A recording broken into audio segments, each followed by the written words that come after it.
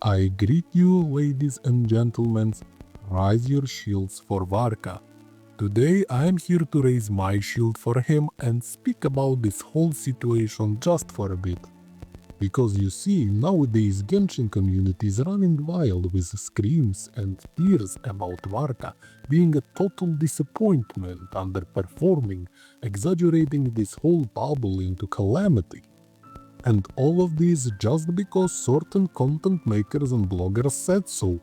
And don't get me wrong, some of these peoples actually do have a point when it comes to raw numbers and testings. There is no personal offense whatsoever.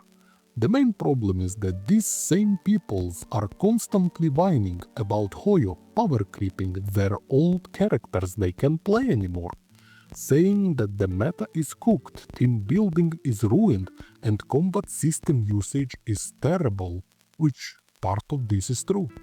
Now these same people's whining about Varka not being a 200k DPS characters to play with one thumb of a feet.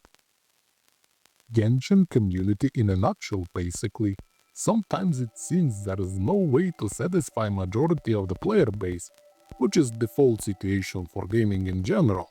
And this is one of these rare cases when I feel truly pity for Mihoyo.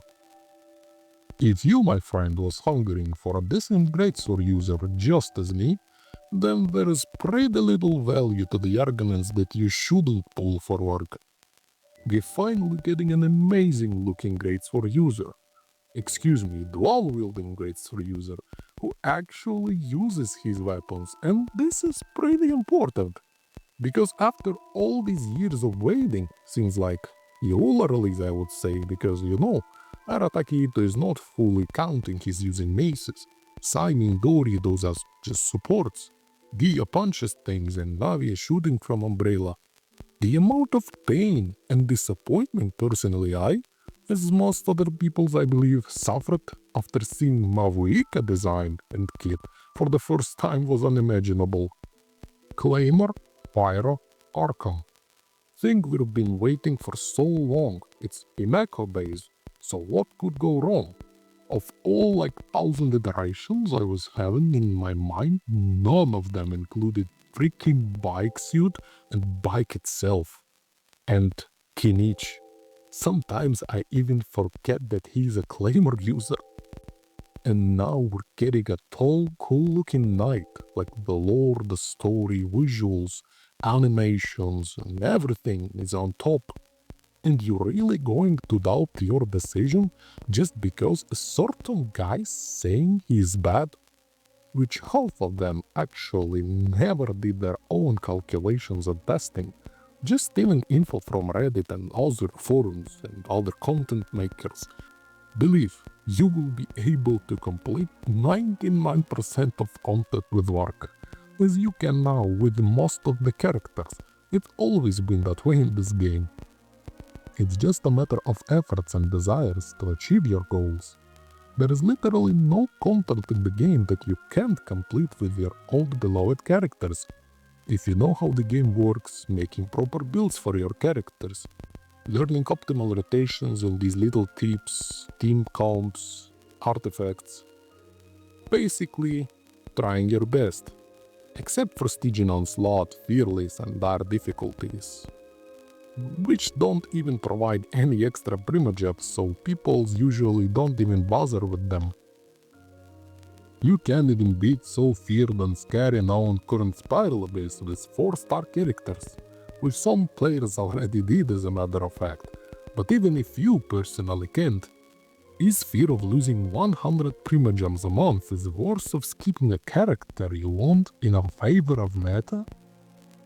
Peoples are complaining that Mihoyo power creeping everything in Genshin, but if you think this is a power creep, then believe you've truly seen no power creep yet.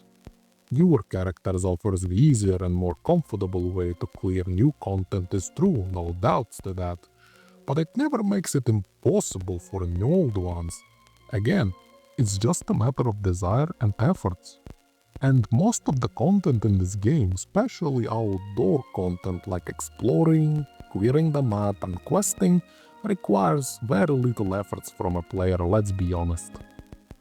Genshin is not a competitive esport game, it's a gacha, and no matter what the subgenre your game is, gacha type of games was always about collecting characters you like, and MiHoYo did everything to let even the most busiest person in the world, who's spending like 2 minutes in the game daily, complete all type of content that includes primogens. Min-maxing isn't about having new character. Having new character is just about make things easier and more comfortable. I understand that sometimes you want your old characters being super strong, double S tier as a newer, maybe even having a refreshed look and visuals, but unfortunately that's a price we have to pay because in the end, surprise, MiHoYo is a big gacha gaming company who need to make money, and gachas making money by another surprise, selling you new characters. And because of this, sometimes I really miss MiHoYo making just a normal, non-busted characters. So part of me is actually really happy that Warka came out being just a normal, balanced dude. So that's the whole statement. State your opinion, don't let other people shake your determination. If Warka is the one, Warka is the GOAT and the character you've been waiting for and you love everything about him, then don't hesitate. Pull, play, and have fun. Believe me, you will. Probably more than people's backseating and waiting for another busted TPS support duo just to fit the meta. In the end, games are for you to have fun. Good luck. Wish you all the best.